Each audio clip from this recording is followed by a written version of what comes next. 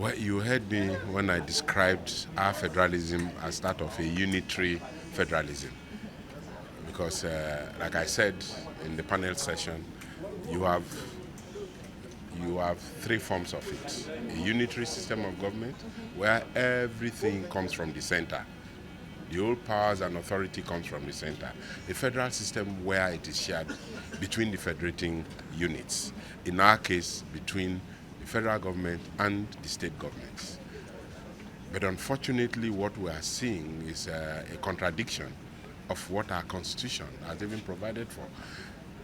Where, like I quoted, you saw where I quoted, where you say land belongs to the state governors, and then the surface rights belong to the state government and governors, but the mining of the oil and gas inside of the same land now belongs to the federal government. That's contradiction. It's contradictory. And you can see that's what has led to militancy in the Niger Delta over the years. That's what has led to, even in the north now, we are now seeing crisis, insecurity in Zamfara and other places. Because the mining leases come from the federal government, from the center, rather than the states that own the land. And we need to correct these things so that you can have each of these states having their powers as a federal structure, as a state, federating state, to approximate their revenues and pay taxes to the center.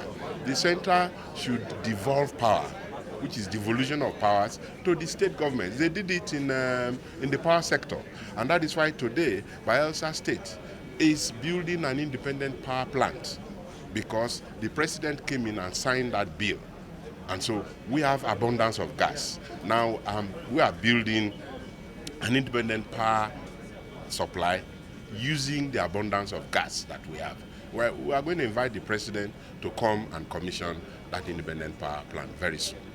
So that's all that I require. I require a system where, the states will approximate their powers, the center will approximate their power, and center should be on issues that affect all of us. For instance, foreign policy, currency, security. Those are the issues, but several other issues that are now in the exclusive list should actually go back to the federating states. Well, you see, the tax laws are a different thing altogether. I'm talking about what a federal system of government is. Tax laws are a different matter altogether. If we practice the proper federalism, I don't want to call it true federalism, because in the lexicon of political science, there is nothing like true federalism. It's either you have a unitary system of government, or you have a federal system of government, or the other side is a confederal system of government, where the powers are actually more with the federating units, which are the state governments. So all of those tax issues will be well sorted out when you run a proper federal system of government. I gave you, in the panel, I gave you the example of the United States, where you have oil in Houston, Texas. And every time you have the Oil Tools Conference, OTC, it is never taken to Washington, D.C. It is there in Houston. Everybody comes to Houston, and the revenue there belongs to Houston. They pay taxes to the center. That's what we want in Nigeria. Thank you. Heard from you. How would you say this conference has been for you? This is a very, very important conference. It has brought both the federal government and the subnationals together in a view to look at challenging issues that have to do with the economy and security.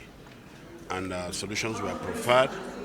And we have seen certain targets, not just mere figures, but targets that will lead us, to prosperity. A lot of economic reforms have been made, but we have now decided to make sure that it sinks us down to the grassroots. Because right now the currency is stable, the economy is stable, Naira is very strong. However, the impact is not really felt at the grassroots. So issues of how to help the grassroots, how to make sure it goes down, how to assist in food production, to scale production across all sectors in Nigeria so that the economy will be more resilient and sustainable. The issue of coordination between the federal and the state was also one issue that was looked at. What did you take away from that? Yes, there's always been coordination amongst us, but in charting courses, for instance, when federal government is doing policy, sometimes they don't take into cognizance, the states. As such, you have clashes or conflicts, of interest. But now that we have synchronized those kind of decisions, it's going to be easier so that there won't be duplication of efforts, especially as it affects the infrastructural development of Nigeria. Insecurity is another burning issue.